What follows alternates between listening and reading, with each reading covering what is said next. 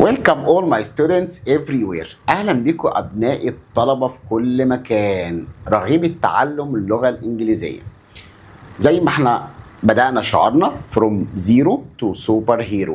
إيه أخبارنا يا هيروز؟ تمام، ربنا يوفقنا يا رب إن شاء الله، وربنا يجعلها سنة سعيدة علينا وعليكم، وكل واحد يحقق فيه كل اللي هو بيتمناه. هنكمل سلسلة الكورس التمهيدي اللي احنا بدأناه. المرة اللي فاتت أفكركم باللي خدناه. خدنا البارتس اوف سبيتش، أجزاء الجملة. خدنا إيه فيها؟ تمام، خدنا كمان حاجة اللي هي أنواع البروناونز، وخدنا قلنا البارتس اوف سبيتش. تمام كده، فكروني كمان. أيوه، في ناس بتقول خدنا كل أنواع البروناونز اللي هي زي مين؟ تمام، في عندنا حاجة اسمها السبجكت بروناون، ضمير الفاعل. خدنا حاجة كمان اسمها الأوبجكت بروناون، ضمير المفعول. خدنا حاجة اسمها البوسيسيف أدجكتيف، صفات الملكية. خدنا البوسيسيف بروناونز، تمام، برافو عليكم. خدنا كمان حاجة اسمها إيه؟ ريفلكسيف بروناون. جه دورنا النهاردة نكمل باقي الكورس بتاعنا اللي احنا النهاردة هناخد فيه إيه؟ زي ما انتوا بتقولوا حاجة اسمها الأوكسيلري فيرب. إيه الأوكسيلري فيرب دي؟ الأوكسيلري فيرب هي اللي احنا بنسميها الهيلبنج فيرب. الاوكسيلري فيرب اللي احنا بنسميها الهيلبنج فيرب. ايه الافعال المساعده؟ هناخد النهارده الافعال المساعده انواعها ايه. اول حاجه عندي حاجه اسمها فيرب بي. حاجه اسمها ايه؟ فيرب بي. ايه كمان؟ في عندنا حاجه اسمها فيرب do. نمبر 3 في عندنا حاجة اسمها verb have. رابع حاجة اسمها المودال verbs. تاني، يبقى احنا النهاردة هنتكلم عن ايه؟ verb be، verb do، verb have، modal verbs. يا ترى معانيهم ايه؟ واستخداماتهم ايه وتكوينهم ايه؟ ده اللي احنا هنتكلم عنه النهارده في حلقتنا ان شاء الله. فيرب بي بمعنى فعل يكون. فعل ايه؟ يكون، اللي هو فعل الكينونه. فعل الايه؟ الكينونه. فيرب دو اللي هو فعل ايه؟ يفعل او يؤدي. طب فيرب هاف اللي هو فعل يملك أو لديه. مودال فيربس اللي هي إيه؟ الأفعال الناقصة. يبقى من الآخر يا شباب، لو أنا النهاردة قدرت أفهم اللي أنا بقوله ده، أنواع الأفعال المساعدة زي فيرب بي، فيرب دو، فيرب هاف، مودال فيربس، انا كده بدات ان انا ابقى في حته تاني في الانجليش. تمام؟ طيب تعال ناخد كل واحد معانا بالتفصيل النهارده. اول حاجه هنتكلم عن مين؟ عن فيرب بي. لسه قايلين فيرب بي اللي هو ايه؟ فعل الكينونه. فعل الايه؟ الكينونه، او بمعنى الاصح فعل ايه؟ يكون. يا ترى فيرب بي بيتكون من ايه؟ عندي في البريزنت بيتكون من ام وإز وآر. ده بالنسبة لمين؟ للبريزنت في المضارع. طب بالنسبة للباست بيتكون مين؟ من واز ومن وير. تاني، يبقى فيرب بي بيتكون من ام إز آر في البريزنت. في الماضي بيتكون من واز ووير. طب ايه يا ترى الضمائر اللي بتاخد ام وايه اللي بياخد از وايه اللي بياخد ار؟ قال لي الاي بتقول لهم انا زي الفريك ما بحب الشريك. يعني ايه يا اي؟ انا هاخد الام لوحدي. يبقى اذا الاي بتاخد ايه؟ ام. ولما بنيجي نختصرها بنختصرها بالشكل ده اهو، تبقى اسمها I am. يعني ايه I am دي؟ بمعنى انا اكون. معناها ايه؟ انا اكون. هي شي ات دول صحاب واخوات ودايما مرتبطين بالفعل المنتهي بالحرف الاس. تاني يبقى الهي والشي والات دايما مرتبطين بالفعل اللي هو منتهي باس. الوي والذي واليو لا دول يعني معروفين، هم بياخدوا ايه؟ الحاجه الكبيره اللي عندي. الحاجه الكبيره ده حرفين وده حرفين، يبقى ده 3 حروف، يبقى عشان كده هم خدوا اكبر حاجه اللي هي قطعه الجاتوه الكبيره. يبقى اذا الوي والذي واليو بياخدوا ار. يبقى هنا عرفنا الاي بتاخد ام، هي والشي وات بياخدوا از، وي وذي ويو بياخدوا ايه؟ ار. اوكي؟ طيب بالنسبه للباست الاي والهي والشي والات كلهم بياخدوا مين؟ بياخدوا واز. لكن الوي والذي واليو بياخدوا مين؟ بياخدوا وير. يبقى اذا انا النهارده عرفت ان فيرب بي بيتكون من am is are was were. am is are في البريزنت، was were في الباست. am is are في البريزنت بمعنى يكون، was were في الباست.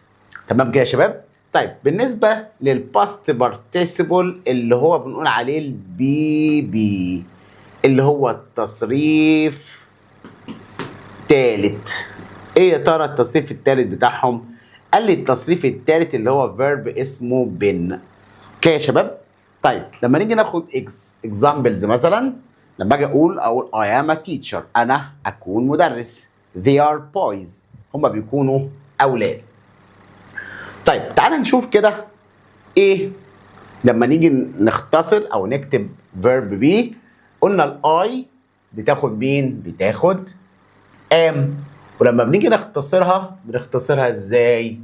ايوه زي ما انتوا قلتوا بالظبط، هتبقى I am، يعني انا اكون.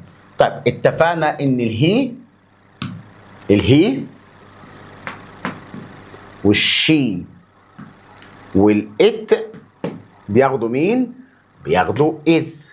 لما بنيجي نختصرهم قال لي هتبقى هيز، ودي هتبقى شيز، ودي كده هتبقى ايه؟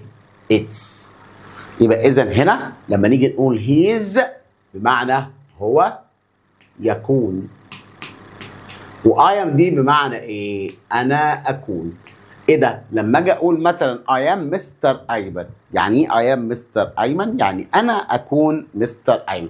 طب ينفع اقول I مستر ايمن؟ طبعا that's wrong، مش هينفع اقول I مستر ايمن، لازم اقول I am، انا اكون.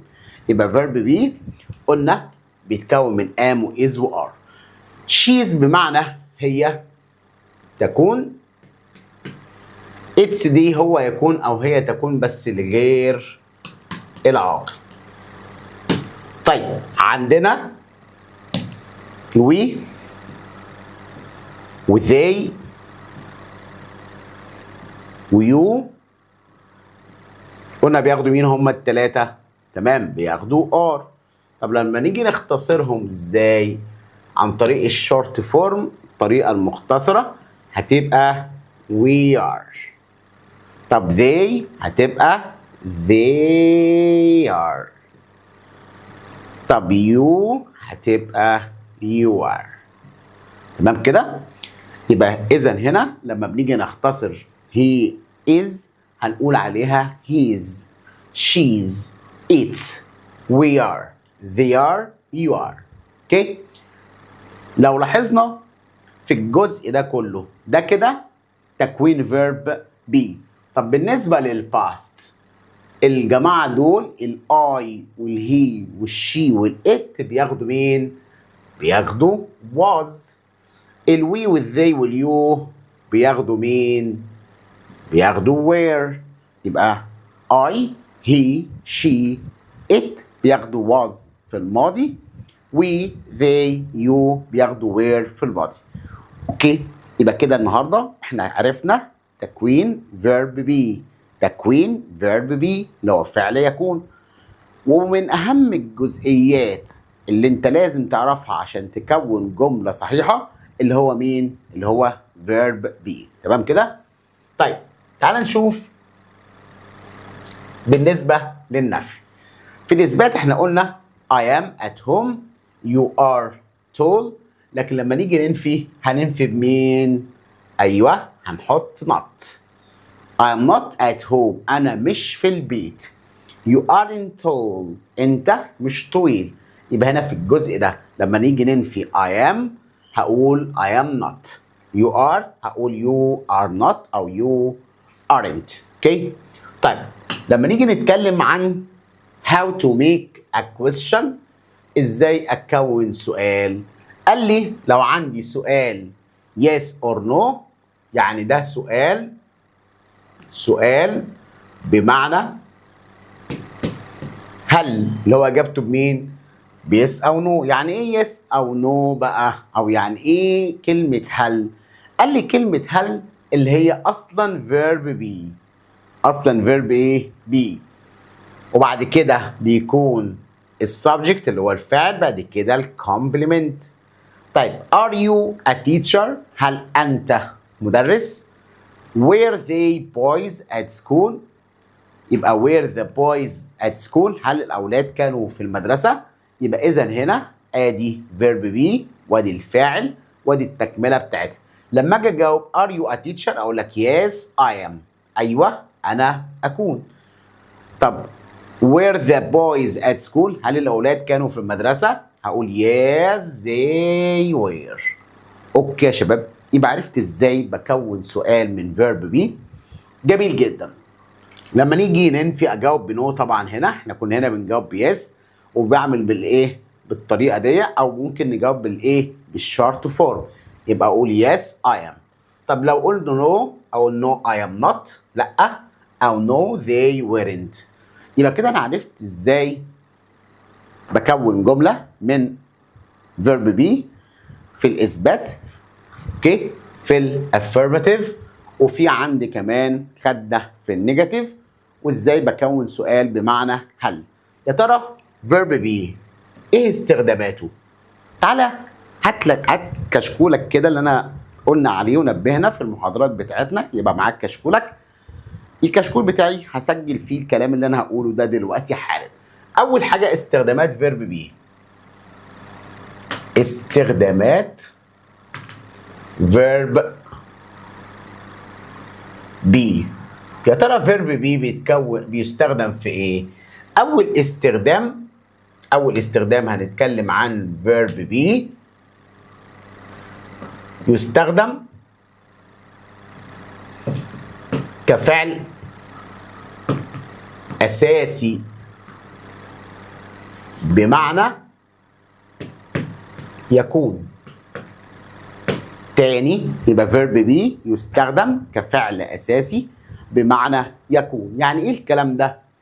قال لي جمله مثلا زي كده اهو I am a teacher. I am a teacher. يبقى هنا am هنا جت كايه؟ ايوه كمين فيرب، كفعل اساسي بمعناها يكون. احمد is kind. احمد بيكون عطوف او احمد بيكون طيب. هنا is جت هنا كفعل ايه؟ كفعل اساسي بمعنى يكون. يبقى احنا كده خدنا اول استخدام لverb be ان هو يستخدم كفعل اساسي بمعنى يكون. طيب تاني استخدام ليه يستخدم، دي مهمة جدا، يستخدم كفعل مساعد. يستخدم كفعل مساعد. بص الحتة اللي جاية دي كده، لتكوين الأزمنة المستمرة. تاني يبقى قلنا verb be بيكون أزمنة مستمرة. ركز معايا، verb be بيساعد لتكوين أزمنة مستمرة. مش فاهم يا مستر أيمن يعني إيه الجزئية اللي أنت قلتها لنا في الجزئية دي؟ يعني إيه بيكون أزمنة مستمرة؟ تعال نشوف. عندي كلمة مستمر، كلمة مستمر يبقى لازم الفيرب بلس ing. تاني يبقى كلمة مستمر كلمة مستمر نفسه اللي هي continuous ده verb plus ing. طيب ال ing لازم تبقى مع verb be. ال ing مع verb be. ing مع verb be. ing مع verb be وتكون أزمنة مستمرة. يبقى verb be مع ing بيتكون أزمنة مستمرة. طيب بالنسبة للpresent continuous اللي هو المضارع المستمر، تعال نشوف كده. ما دام مضارع يبقى لازم يكون am is are. يبقى ده كده ايه؟ ده مضارع. والاي ان جي يبقى ده كده مستمر. يبقى انا عرفت معلومه، verb be بيكون ازمنه مستمره ولازم يجي معاه verb plus ing. ده الازمنه المستمره. طيب يلا كده، في ناس قالت لي يا مستر ايمن انا كده فهمت كويس. يبقى بنسال او بنسمع عن حاجه اسمها past continuous، ماضي مستمر. يا ترى الماضي المستمر بيتكون من ايه؟ ايوه برافو عليك، مستمر. تمام، يبقى verb plus مستمر، يبقى verb plus ing. كده ايه؟ كده مستمر اللي هو اسمه continuous. طيب الباست بقى، برافو عليك، was were اللي هو ده كده ايه؟ ماضي مستمر. يبقى انا كده فهمت النهارده verb be بيكون ازمنه مستمره بس لازم يكون معاه verb plus ing. يبقى احنا كده خدنا استخدامات verb be بيكون ازمنه مستمره زي البريزنت continuous اللي هو بيتكون من am و is و are و verb plus ing. وعندي كمان الماضي المستمر was were و verb plus ing. يبقى كده خدنا الازمنه المستمر. اوكي يا شباب؟ تمام كده؟ طيب عايزين كمان نتكلم دلوقتي عن حاجه اسمها verb do. يعني ايه verb do؟ اللي هو فعل ايه؟ فعل يفعل او يؤدي. فعل ايه؟ فعل يفعل او يؤدي. طيب يا ترى verb do بيتكون من ايه؟ قال لي من do و does. do ايه و does. يبقى verb do بيتكون من do او does. verb do بيتكون من do او does. طيب do مع مين و does مع مين؟ ايوه احنا لسه قايلين معلومه دلوقتي مهمه. الاس مع مين؟ مع الهي والشي والات. يبقى اذا هنا does مع مين؟ مع السينجولار، الاسماء المفرده او الضمائر اللي هم الهي والشي والات. تمام كده يا شباب؟ طيب يبقى هي والشي وات بياخدوا does. الاي والوي والذي واليو بياخدوا مين؟ do. يبقى verb do. الاي والوي والذي واليو بياخدوا do. I we they you بياخدوا do. I we they you بياخدوا do. he she it بياخدوا does. طيب بالنسبه للباست للماضي قال لي الاثنين بياخدوا مين؟ الفعل المساعد did، السنجولار والبلورال، المفرد او الجمع. يبقى احنا كده عرفنا do مع الجمع، does مع المفرد. طب بالنسبه للباست اللي هو الماضي، ايوه الباست اللي هو مين؟ اللي هو did. طيب الباست بارتيسيبل التصريف الثالث للفعل بتاعهم اسمه ايه؟ اسمه done. اسمه ايه؟ done. يبقى احنا كده عرفنا verb be و verb do. verb be am is are was were. verb do does did. لما نيجي نقول مثال he does his homework، هو بيعمل واجبه. we do our homework، احنا بنعمل واجباتنا. طيب تعال نشوف كده يا شباب.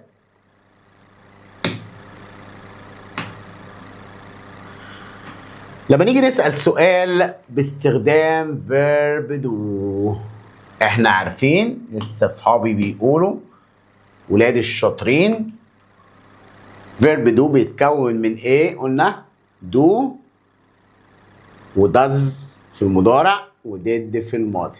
لو عندي سؤال هكونه بمعنى هل، هنسأل بدو او ايه؟ دو او داز. يعني فور اكزامبل، على سبيل المثال مثلا لو جمله في المضارع زي كده they play tennis. they play tennis، عايز اقول لك هل هم بيلعبوا تنس؟ يبقى هقولها ازاي؟ they بتاخد مين؟ الفعل المساعد. لما يكون عندي سؤال بدو او داز هنبدأ بدو او داز اهو، دو او داز. بعد كده السبجكت اللي هو الفاعل، بعد كده infinitive، فعل فين؟ في المصدر. خلاص؟ الفعل دو مع مين طبعا؟ دو مع مين؟ ايوه زي ما انتوا قلتوا بالظبط، مع الاي والوي والذي واليو. لكن داز مع مين؟ مع الهي والشي والإت. يبقى عرفنا لما يكون عندي سؤال على فيرب دو، دو مع الجمع، داز مع المفرد، دو مع الجمع، داز مع المفرد. جميل جدا. لما نيجي نسأل سؤال هسأل بدو أو داز، بعد كده الفاعل، بعد كده الفعل فين؟ في المصدر اللي هو بدون أي إضافات. They play tennis، يبقى نقول do they play tennis؟ هل هم أدي لاحظنا أدي do ودي عشان they ودي الفعل فين؟ في المصدر. I write books، أنا أكتب كتب.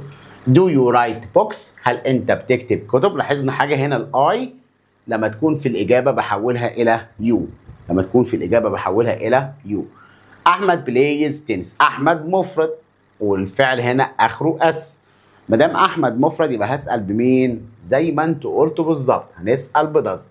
داز أحمد بلاي، عشان احنا قلنا دو أو داز فاعل مصدر، دو أو داز فاعل مصدر، دو أو داز فاعل مصدر. اوكي؟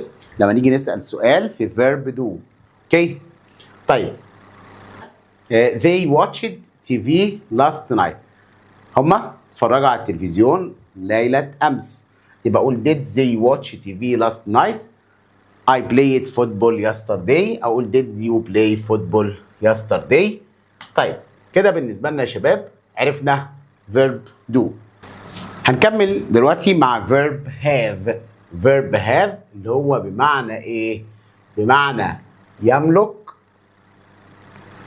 أو بمعنى لديه أو بمعنى عنده. طيب يا ترى verb have بيتكون من ايه؟ قال لي verb have بيتكون من have وhas. have مع مين وhas مع مين؟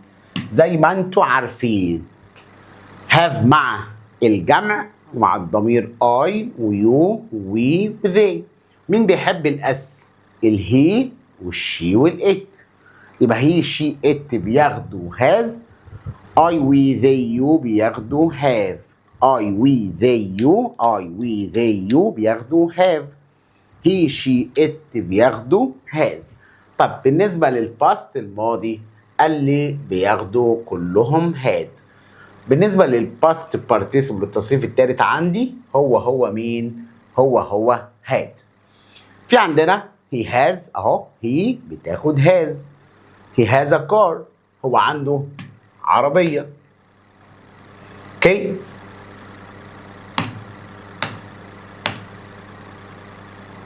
اوكي؟ she has a doll، هي عندها لعبة أو عروسة. they have a house، هم عندهم منزل.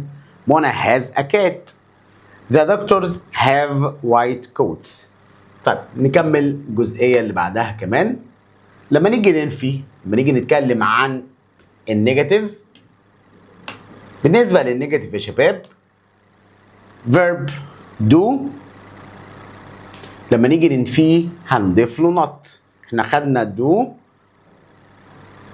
بياخد not، ماشي؟ لما يكون مع verb do يبقى does مع المفرد، did فين؟ في الماضي. طبعا بننفيهم بكلمة مين؟ بننفيه بكلمة not. طب بالنسبة للفيرب have قلنا بيتكون من have مع الجمع. طيب طيب هنا بس في هنا هتبقى has مش have، وthey ويو بياخدوا have. اوكي طيب تعال نشوف كده. يبقى احنا كده زي ما عرفنا لما نيجي نكون سؤال على اللي احنا خدناه النهارده بالنسبه لدو داز وديد، هنسال بدو داز في المضارع وديد فين في الماضي. بالنسبه للفاعل، الفاعل هنا على حسب الجمله يو بتاخد دو، داز مع الهي وشي وات، ديد فين في الماضي. بالنسبه للفيرب هاف، احنا قلنا هنا ما دام سؤال بهل يملك يبقى اقول دو يو هاف، داز هي هاف. طب ليه قلنا داز وقلنا معاها هاف بالرغم ان الفاعل هنا هي؟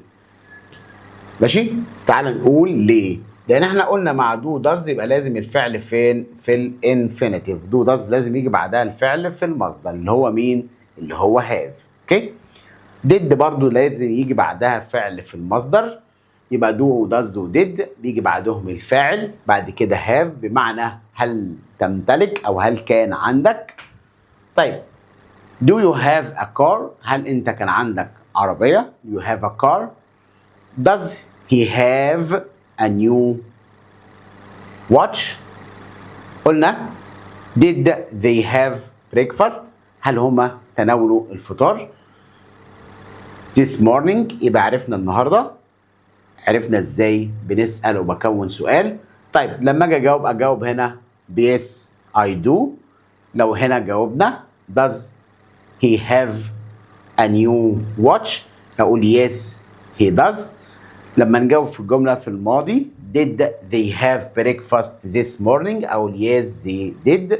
يبقى ده بالطريقة اللي هي الشورت فورم، الطريقة او الإجابة المختصرة. لو قلنا no هجاوب بنو، no I don't، no he doesn't، no they didn't. يبقى احنا عرفنا كده ازاي بكون سؤال باستخدام verb be او verb do او verb have. عرفت تكوينهم. هنلخص الكلام ده بسرعة. verb be am is are، وايه تاني؟ was were، برافو عليكم. verb do does في المضارع، did في الماضي. verb have وhas في المضارع، وهاد مع الماضي. اوكي يا شباب؟ طيب تعال نشوف كمان. تعال ناخد ايه؟ عايز انبه كده قبل ما ناخد اكسرسايز. تعال نقول بعض الحاجات المعينه. احنا لسه قايلين verb be ماله؟ بيكون ازمنه مستمره. لان احنا قلنا verb be بيجي بعد منه ايه؟ verb be اللي هو am وis وare، هيجي بعد منه verb plus ing. ده كده اسمه زمن ايه؟ مضارع مستمر. ده كده اسمه مضارع مستمر. يبقى انا كده عرفت ان verb be بيجي بعد منه verb plus ing. ده كده ازمنه ايه؟ ازمنه مستمره. تمام؟ يبقى verb be بيكون ازمنه مستمره. طب بالنسبه للماضي المستمر، بالنسبه للباست في الماضي past continuous اللي هو بيتكون من was او were، was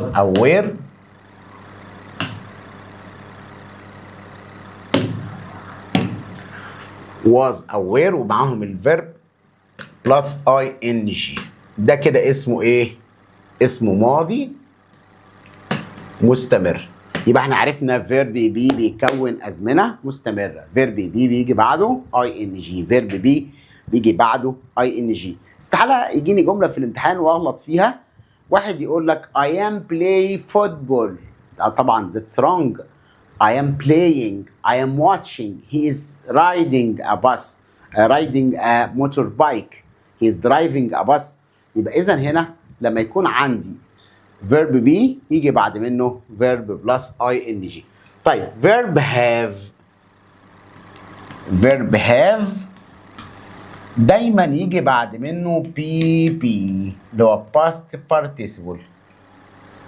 يبقى verb have بيجي بعد منه past participle.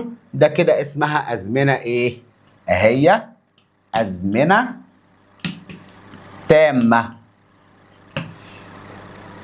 أزمنة إيه؟ تامة. يعني إيه أزمنة تامة؟ طيب لما يكون عندي have أو has ومعاهم الباست participle، ده كده اسمه إيه؟ أيوه ده كده تام. ما دام في باست participle يبقى ده اسمه تام. ودول كده فين؟ في البريزنت اللي هما في المضارع. ما دام الجملة في المضارع التام لازم يكون معاها past participle مع الهاف والهاز. يبقى هاف وهاز يجي بعدهم ايه؟ الباست participle. هاف وهاز بيجي بعدهم الباست participle، وده كده بيكون لي أزمنة ايه؟ أزمنة تامة. أزمنة ايه؟ تامة. يبقى هاف وهاز ده كده اسمه مضارع. مضارع ايه؟ تام اللي هو present، اللي اسمه present perfect. تمام؟ يبقى انا كده فهمت النهارده فيرب بي ازمنه مستمره مع اي ان جي. فيرب بي ازمنه مستمره مع اي ان جي. فيرب بي مع اي ان جي بيكون لي ازمنه مستمره. طيب فيرب هاف مع باست participle بيكون لي ازمنه تامه. يبقى انا كده خدنا زمنين او تكوين زمنين، 4 أزمنة سوري، بس هما يعتبر عيلتين، عيلة المستمر وعيلة التام. عيلة المستمر بي واي ان جي، عيلة التام عيلة فيرب هاف وباست بارتيسيبل. يبقى مستمر فيرب بي واي ان جي، تام فيرب هاف وباست بارتيسيبل وبي بي فيرب. يبقى قلنا مستمرة فيرب بي واي ان جي، تام فيرب هاف وبي بي، فيرب هاف بي بي، فيرب هاف بي بي. يبقى دي كده أزمنة تامة. طب بالنسبة للباست بيرفكت، باست بيرفكت اللي هو ماضي تام اللي بيتكون من هاد وباست ايه؟ وباست بارتيسيبل. هاد وتصريف ثالث ايه؟ للفعل. تعالى نشوف الكلام اللي احنا قلناه، يا ترى هنعرف نطبق عليه ولا هيبقى عندنا مشكلة لما نيجي نحل. تعالى كده فور اكزامبل على سبيل المثال. They have any milk in the glass. There any milk in the glass. يا ترى هناخد مين هنا؟ طيب هنا واضح، عايز اقول لك هل يوجد او هل كان يوجد اي لبن في الكوبايه؟ طيب تعال نشوف كده. واضح كده was. والله was مش عارفين هتنفع ولا لا، بس بنسبه كبيره هتبقى اجابه صحيحه. طيب دو لا، ليه؟ لازم يجي بعد منها infinitive. دو لازم يجي بعدها الفعل فين؟ في الانفينيتيف. مفيش هنا عندي انفينيتيف، يبقى هستبعد مين؟ هستبعد دو. طيب ار، بس هنا انا بتكلم عن اني ميلك. ده هنا ايه؟ ده اسم مفرد، يبقى مش هتنفع ار، لان ده ار دي مع مين؟ مع الجمع. معايا يا شباب؟ شفت انا بعمل ايه؟ يبقى انا بمسك كل اجابه اقول لا دي تنفع او ما تنفعش. طيب هاف، حلو جدا هاف، بس احنا اتفقنا ايه؟ ان هنا هاف مع مين برضو؟ مع الجمع. يعني مش هتنفع هاف ولا تنفع ار ولا تنفع دو، وطبعا كلهم للاسف مع الجمع، واللبن هنا يعامل معامله المفرد. اذا الاجابه الصحيحه مين؟ برافو عليكم، هتبقى مين؟ هتبقى was. اوكي يا شباب؟ طيب السؤال اللي بعده. he no money. he no money. he was هو كان، لا مش معناها، المفروض عايز اقول لك هو ما عندهوش اي فلوس. مش يكون، طبعا احنا مش عايزين فيرب هنا فيرب بي، واضح كده احنا عايزين فيرب ايه؟ فيرب هاف. هو عنده لا فلوس، يعني ما عندوش اي فلوس. احنا عيلة نو هنا عيلة اني. اني دي عموما بتيجي مع مين في السؤال؟ اني دي بتيجي مع مين؟ سؤال وجملة منفية. سؤال وايه؟ وجملة منفية. واضح ان دي هنا جملة سؤال. تمام. نو لازم تيجي مع جملة مثبتة. لازم تيجي مع جملة ايه؟ لازم تيجي مع جملة مثبتة، بس هي بتفيد النفي. بتفيد الايه؟ النفي. طيب هي دو هو يفعل، لا فلوس ولا هي ار. طبعا ار استحالة اصلا كأنها تيجي مع هي، وهي ودو، وكمان استحالة بتبقى في المعنى بمعناها يكون. ولا هاز. ايوه هاز هنا بمعنى ايه؟ يمتلك. ايوه برافو عليكم. يبقى اذا الاجابه الصحيحه مين؟ الاجابه الصحيحه هنا هتبقى مين؟ هتبقى هاز. question number 3. you clever. you was. اولا you مش هتنفع معاها was يا مستر ايمن خالص. المفروض هتبقى you were لو هننفع عندنا عايزين verb be. you do. you do clever. انت فعلت ذكي. طبعا مش هتنفع برضو كمان. you are. انت بتكون ذكي. مش هختارها غير لما اقارن الاجابات الاربعه واشوف مين الافضل. يعني خليني كده احط ايه تحتها الدوت، نقطه كده صغيره، لغايه لما اشوف هي هتنفع ولا لا. ولا يو هاز. اولا يو مش هتنفع اصلا معاها هاز، وانا مش عايز فيرب هاف هنا، انا عاوز مين؟ فيرب بي. اذا الاجابه الصحيحه مين؟ هتبقى يو ار. اوكي. طيب الجمله اللي بعدها the chairs.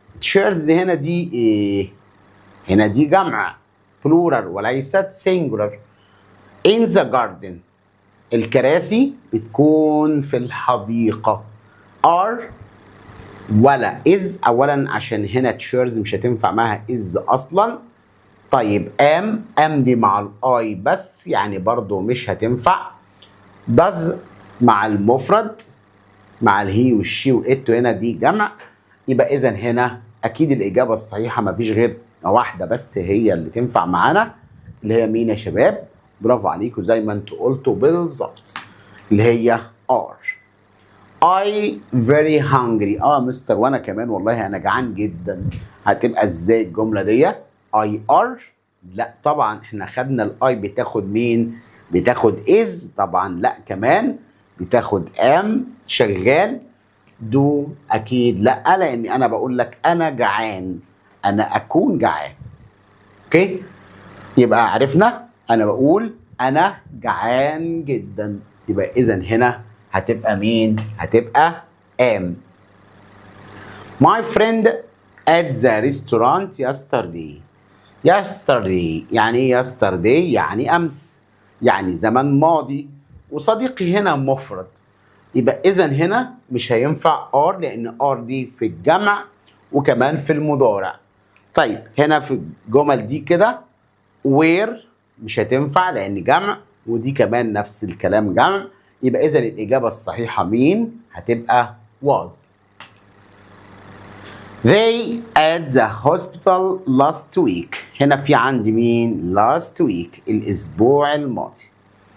last week يعني ده زمن ماضي. طيب are دي في البريزنت في المضارع. was حلو جدا، بس was مع مين؟ مع المفرد الاي والهي والشي والات. were شغال. wasn't مع المفرد. طبعا اكيد الاجابه الصحيحه مين؟ تمام زي ما انتوا قلتوا بالظبط. في الحاله دي هتبقى مين الاجابه الصحيحه؟ ايوه تمام رائعين جدا، هتبقى were. السؤال اللي بعده question number 8.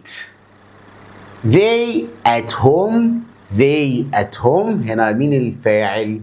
they يا شباب ده يعامل معاملة الجمع اللي هم. طب يا ترى they هنا بتاخد was؟ طبعا لا. بتاخد do. هي ينفع do، بس هنا انا عايز ايه؟ عايز اقول لك هل هم كانوا في البيت؟ لو هنا دو لازم يكون بعدها فعل في المصدر. هنا ما عنديش فعل اصلا في الجمله، يبقى اذا دو مش هتنفع معايا. ار شغال، بس هاف هنا مش هتنفع لان عايز اقول لك هل يمتلكوا هم في البيت؟ لا مش المعنى مختلف. يبقى اذا الاجابه الصحيحه مين؟ هتبقى تمام ار. she in the garden عايز اقول لك هي بتكون في الحديقة او هل هي كانت في الحديقة. ام مش هتنفع لان ام مع الاي. where مع الجمع مش هتنفع كمان. was شغال. does مش هتنفع لان لازم يجي بعدها مصدر. خلاص يبقى اذا الاجابه الصحيحه مين؟ هتبقى was. my brothers in the bedroom. my brothers in the bedroom. طيب my brothers اخواتي دي هنا جمع. دي هنا جمع يبقى لا لان كمان بتيجي مع الاي بس. where شغال بس هنشوف اجابه تاني لو حاجه تنفع قبل ما اختار. was مع المفرد مش هتنفع. do لازم يجي بعدها مصدر يبقى اذا الاجابه الصحيحه مين؟ برافو عليك وهتبقى where. it an apple عايز اقول لك انها تفاحه. تفاحه دي مفرد. خلاص وات هنا كمان مفرد يبقى اذا have لا عشان have دي مع الجمع. where مع الجمع كمان. are مع الجمع يبقى اذا الاجابه الصحيحه مين؟ هتبقى is. you a good student انت طالب كويس. you do انت تفعل. لا طبعا انا عايز هنا verb be يعني يا am يا is يا are يا was يا were. am لا am مع الاي. are شغاله. is لا مع المفرد يبقى اذا الاجابه الصحيحه مين؟ هتبقى are. سامي at the museum yesterday. سامي مفرد. خلاص at the museum yesterday هل سامي كان في المتحف امس؟ هنا سامي was ولا were مع الجمع. are مع الجمع.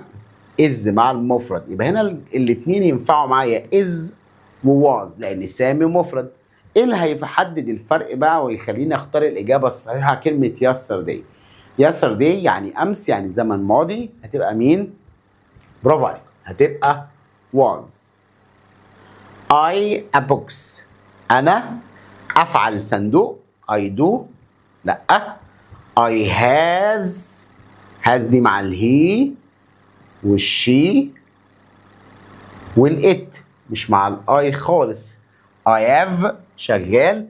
I am انا اكون. طب ما مستر اي بتاخد am برضو بس دي معناها اكون. انا اكون صندوق اكيد في المعنى تختلف وما تنفعش اصلا انا اكون صندوق يبقى I have a box. اوكي طيب الجمله اللي بعدها question number 15 they a car. هما بيكونوا عربية. هما بيكونوا طبعا لا. has دي مع المفرد يعني مش هتنفع. have هنا شغال. having هنا لازم يكون قبلها verb be ومعاها ال ing. they are having تمشي. هما بيمتلكوا عربية شغال لكن هنا مفيش verb be والجملة هنا ما ينفعش معاها غير مين؟ غير have. he breakfast at 7 o'clock. هو بيتناول الفطار. هو he.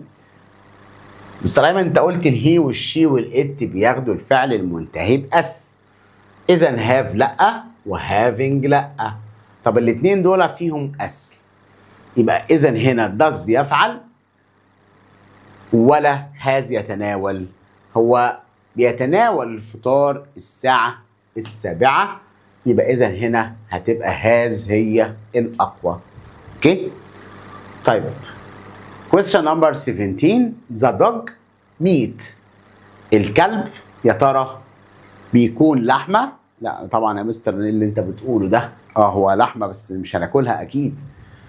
مش هتنفع. is have طبعا have دي مع الجمع وانا بقول the dog ولا has مع المفرد ولا are مع الجمع. طبعا دي مع الجمع يبقى ما فيش عندي غير حاجة واحدة بس اللي تنفع هتبقى ايه؟ هتبقى has. she want address هنا فعل فين؟ في الانفينيتيف، في المصدر. is لا، ده بيجي بعد منه ing، يبقى دي مش هتنفع. do مش هتنفع لان هنا الفاعل she. معايا؟ طيب does هي الاجابه الصحيحه. طب has هتنفع؟ has لازم يجي بعدها زي ما احنا قلنا ازمنه تامه past participle، يعني دي كمان مش هتنفع. عرفت تعمل ايه؟ يا ريت النهارده اركز على اللي انا بقوله، ده مهم جدا. الاكسيلري فيرب دي حاجه مهمه جدا، لو انا عرفتها الانجليش بالنسبه لي بقى الدنيا لذيذه ما فيهوش اي مشاكل. السؤال اللي بعده question number 19. you want eggs.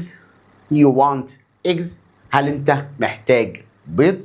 هنا want فعل في المصدر، بس هنا الفاعل مين؟ الفاعل يو. ار قلنا ار بعدها ing. دو شغال دو معانا. does لا، مع المفرد، مع المفرد اللي هو مع السنجولار. طيب هاف مع الجمع كمان ولازم يجي بعدها past participle، يبقى اذا الاجابه الصحيحه مين؟ هتبقى do. question number 20. yes they. yes they، مش عرفنا يا مستر هتبقى زي ايه؟ زي is لا، لسبب they مع الجمع تعامل معاملة الجمع، مش هتنفع معاها is. they do والله شغال. they does لا، مع المفرد. has مع المفرد، يبقى اذا الاجابة الصحيحة مين؟ هتبقى yes they do. اوكي. did she play tennis؟ قال له هنا سألني بمين؟ سألني بديد. والله سألني بديد لازم الإجابة يكون فيها ديد. سألني بدز لازم الإجابة يكون فيها دز. سألني بهاف بهاز وهكذا.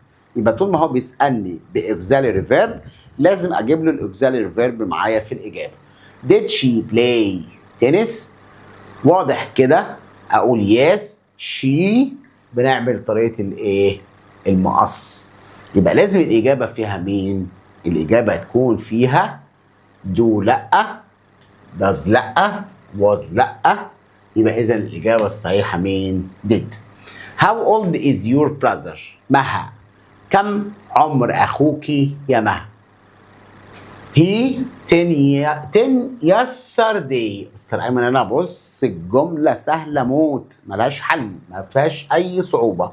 أنا شفت زي ما حضرتك قلت لي هنا فيها is، يبقى لازم أحط is في الإجابة، فأنا اخترت دي على طول.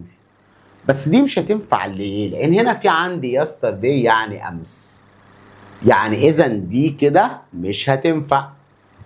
أمال إيه الإجابة الصحيحة؟